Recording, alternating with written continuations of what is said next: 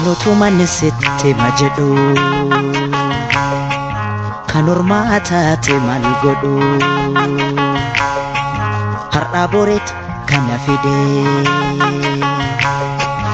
Abuudha halaala irraa si harkisaa foolii jiruu si furgeessaa eessa jiramee kan akkisaa foolii jiruu si furgeessaa eessa jiramee kan akkisaa bifa ta'ee si miidhagee jireenya kee si bareechaa akka dhaba dhiphina kee toora galchee si qajeelchaa akka dhaba dhiphina kee toora galchee si qajeelchaa yoo jiraatte achi keessaa qulqulluudha akka cabbii jaalalli mee gammachuudha dhadhamadhu dhugaa rabbii jaalalli mee gammachuudha dhadhamadhu dhugaa rabbii jaalalli dawaadha boqachiisaa lubbuu jaalalli qorichaa mee kan balleessu cubbuu jaalalli qorichaa mee kan balleessu cubbuu miira nagaa qabuun gammachuu abbaarraa boqonnaa argachaa baafatta afuuraa boqonnaa argachaa baafatta afuuraa rakkoon jiraatu juu gadadoonif madaa rakkoo tokko dagatanii ofitti gammadanii rakkoo hunda dagatanii ofitti gammadanii dhaba jabeessaa tokkummaa wal qabee madaa namaa suphaa laphee isa cabee sirreessee si oofaa ol qabee kophaa kee jaalala keessatti hatin dagatamtu takkallee jaalala keessatti hatin dagatamtu takkallee eessa baddee dubbadhu maaf calliftana jalaa yaada keetiin cinqamee maalumatu naaf mala yaada keen cinqamee maalumatu naaf mala yaada wajjin jijjiirra barii karaatu gargar fagaate wal arguun nutti cimee wal yaaduun qofa taate wal arguun nutti cimee wal yaaduu qofa taate maal qaba yoo na laaltee dhuftee guyyuma tokko ani dhufee si laaluudhaaf karaatu naa ta'e rakkoo ani dhufee si laaluudhaaf karaatu natti ta'e rakkoo rakkoon nutti baay'atus ta'us rakkoon nutti baay'atus ta'us akka galaana abdiin kun yoomiyyuu gaafa tokko wajjin taana abdiin kun yoomiyyuu gaafa tokko wajjin taana fageenyi karaadhaa jaalalli daangessu dhabeera dhugaa dadhabeera dhugaa garaan koo si dhubsu dadhabeera dhugaa garaan koo si dhubsu Ashama harka fuunee kabajamtootaa fi daawwattootaa hordoftoota walee nageenyi koo kan jaalalaa fi kabajaa bakkaa fi haala lafa jirtanitti isiniif haa baay'atu jecha egaa kaa warroonni maamila kiyya taatanii yeroo hunda na jabeessitan ulfaadhaa galatoomaa isiniin jedha warroonni immoo mana walee hin beekne like gochuun subscribe gochuun gara maamila keenyatti dabalama warroonni dhufaatanis ulfaadhaa nooraa isiniin jedheera egaa kaa viidiyoo nana qabadhee dhufee viidiyoo addaati baay'een gammadee baay'ees natti tole jechuudha innis Kamilaan akkuma argitanii yeroo darbee ijji ishii imimmaan fuulli ishii daalachaa baay'ee gochee baay'ee gaddaa viidiyoo hedduu waraabaa turte baay'ee miidhamte kana jechuun immoo Kamilaa fi Abdataa namni wallaaltanii jirtanii Abdataan Kamilaa baay'ee jaalata akkasumallee Abdataadhaan dura immoo Muktaar jaalachaa turte jechuudha Kamilaani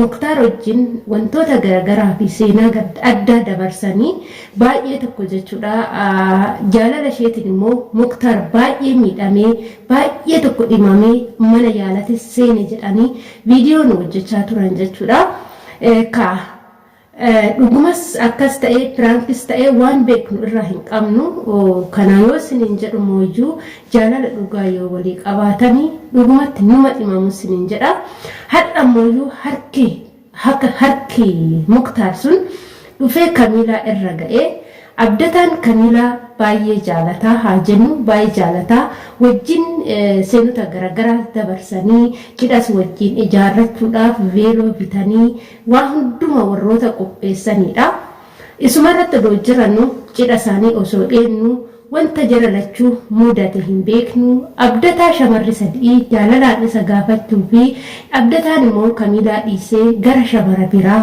adeeme Asumarraan jaralachuunu baga milkooftan Abdataas baga gammaddee Kamilaanis baga gammadde isiniin jechuu jaaladha isin lachuu jireenya haarawaa uummattanii jirtu Abdataanis jireenya haarawaa shamara biraa wajjin jaalala haarawaa shamara biraa wajjin ijaarratee jira akkasumallee immoo Kamilaanis immoo jaalala haarawaa nama biraa wajjin ijaarrattee jirti jechuudha jaalala biraati malee garuu jireenyi ganaadha jechuudha amma asirratti ani baga gammadde gammachuun kee kan dhuma hin qabne siif haa ta'u sin jedha obboleetti koo asumarraa asirratti immoo wanti ani dubbachuu barbaadu yoo jiraate ammallee jaalala qofa osoo hin taane namni itti dhiyaatte kuni jireenyaaf yoo kan sitti siqu ta'ee hanga dhumaa yoo kan sitti siqu ta'ee seeraan nama tokko jaalatanii jaalalaan orfaan bichaa wajjin deemuu osoo hin taane wanti seera qabu ilma namaatiif baay'ee barbaachisaadha. Addunyaa kanarratti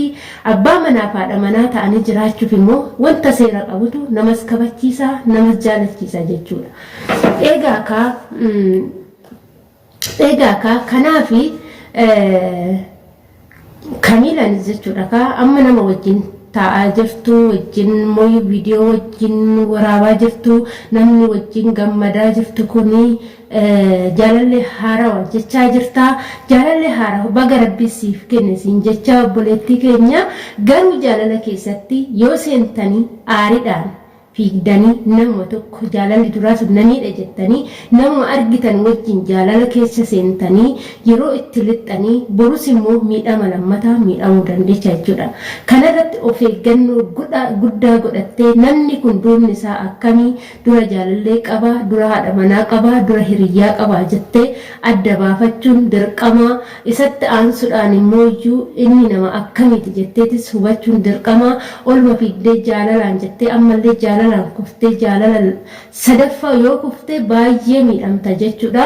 Kana jechuun koo Muktaar irratti isaa miti kan si dhiisee deeme sumatu isa dhiisee gara abdataa deeme jechuudha. Maaliif jennaan Muktaar baay'ee si jaalataa akka baay'ee si jaalatu akka jaalala keetiif miidhamu akka si barbaadu hedduu dubbachaa ture. Garuu ati mooyyuu Muktaar osoo hin taane kan ati barbaadde ka abdataadha waan ta'eef Muktaar dhiiftee deemte jechuudha. Akkuma san immoo abdataan immoo si dhiisee gara dubartii biraa deemee jechuudha. Kana jechuun immoo jaalala nama tokko jaalataniif itti heerumuunis hin danda'amu. Maaliif jennaan jaalalli hiree rabbiiti. Kan rabbi namaa kenne, kan rabbi namaaf eeyyame, kan rabbi ganama keeti jedhee ganama rizqii rabbii sii kenne hin dhabdu jechuudha. Kanaaf namoonni tokko amma jaalatanii yoo dhabanii, jaalatanii yoo miidhamanii maaf akkana ta'e jireenyi koo jedhanii baay'ee ofitti gadduu, baay'ee ofitti boo'uu, baay'ee ofitti aaruu jechuudha. Kun immoo ganama keeti yoo sin jedhe sin dhabsiisu, ganama immoo keetii miti yoo jedhamu si agarsiisee si dhoggata jechuudha. Kana jechuun immoo Waaqayyo yeroo tokko wanta tokko ijaan si agarsiiseeti yeroo si dhabsiisu maaliif jettee ofitti hin gaddi. Sababbiin isaa Waaqayyoon namni sun waan siif hin taane beekaaf sababa wayitiin akkasirraa goru taasise jechuudha. Akkanas sin jedha kaa obboleettii ta'u ammallee wantoonni garaa koo nan geenye ni jira ana. Fakkeenyaaf hanqinna jechuudha.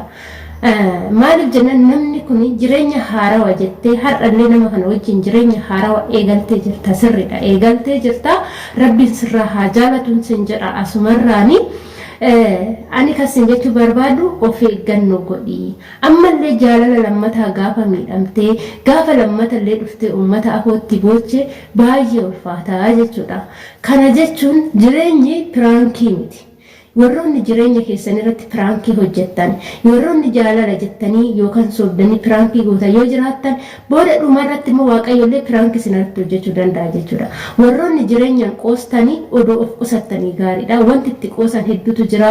Wanti ittiin immoo wantoota garaagaraa viidiyoo hojjetan wantoonni barumsa ilma namaatii ta'u baay'eetu jira jechuudha.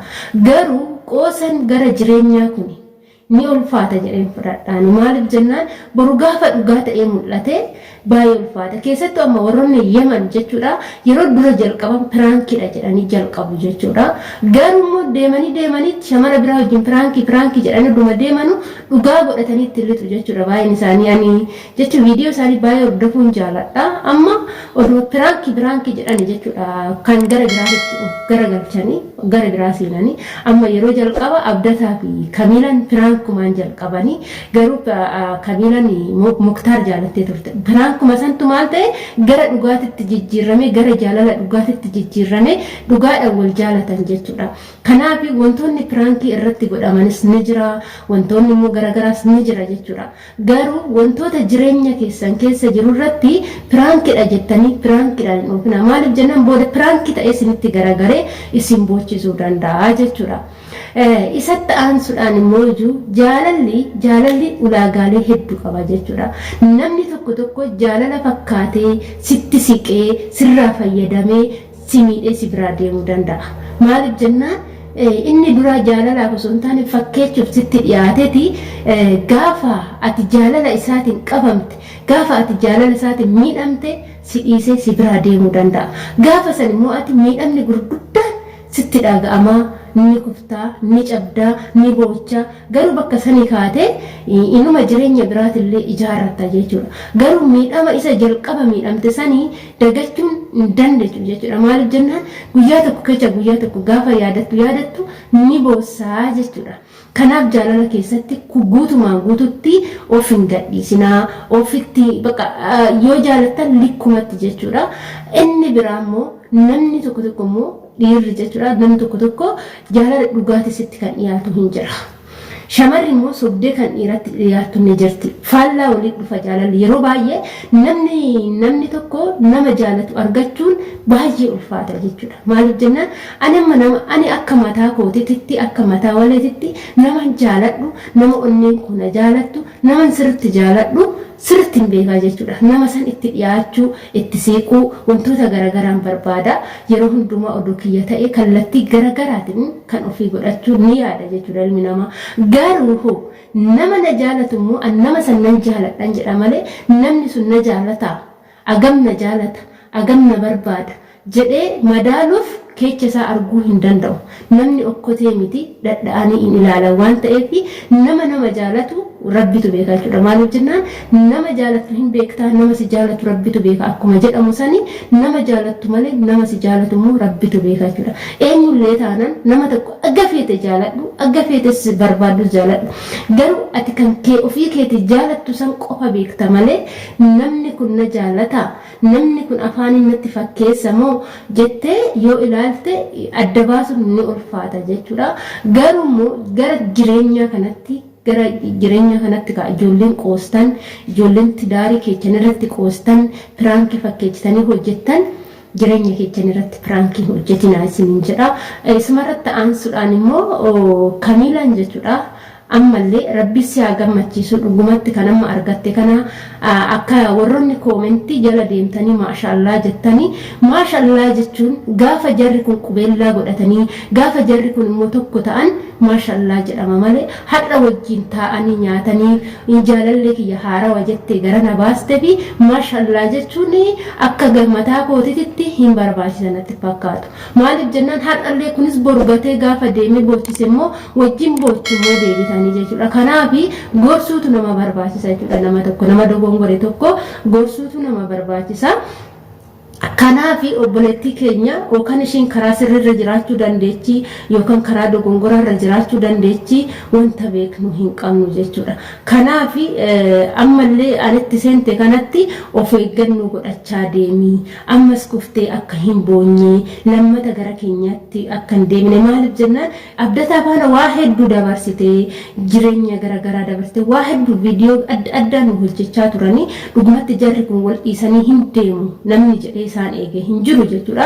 Waa hunda keessa darbanii agaa guyyaa cidha isaanii godhachuuf beeloo ilaalan dirasii ga'anii jiru jarri kun jechuudha. Sadarkaa kanarra ga'anii har'a wal dhiisanii gaafa gargar deemanii innis dubartii biraa ishiin dhiira biraatti deemtu amma kan biraa haarofte dhufe kuni aganumatti jireenya Kamiilaan ni ta'aafi Kamiilaan ni gammachiisa jedhaniitoo madaaluun ni ulfaata jechuudha. Maaliif jennaan inni nama akkamitti ture jalqaba namni kun namni ishiin itti dhiyaatte kun inna kanaaf obboleettiin teenya immoo maal gochuu qabdi irraa of qusachuu qabdi jechuudha. Oduma jaalattu irraa of qusattee nama kana nama akkamii akka ta'e ilaalte saniin booda qaxxituma gara jireenyaa wajjin seenuudha malee inni qaxxituma gara maatii ishiitiin dhufee jireenya keessa seenuudha malee kan urfatti hoteela seesisee nyaata bitee fi gurshee nyaachisee inni jedhu kun booda gara boochattoo jijjiiran immoo baay'ee sadaffaa yoo miidhamte immoo baay'ee nama miidha jechuudha. Akkasii isiniin jedha kabajamtoota kee fi hordoftoota kiyya viidiyoo kiyya asumarraa nan goolabaa dogongora yoon qabaadhe bakka dogongora kiyyaatitti na sirreeffadha na gorfadha isiniin jedha ani mucaa keessanii asumarraan ka viidiyoo biraatiin hanga walitti deebinutti nagaatti naa tura oduu addaan hin ba'in garuu subscribe gochuu mallattoo bilbilaa xiqqoo hin dagatinaa isiniin jedha baay'een sin jaaladha bye bye.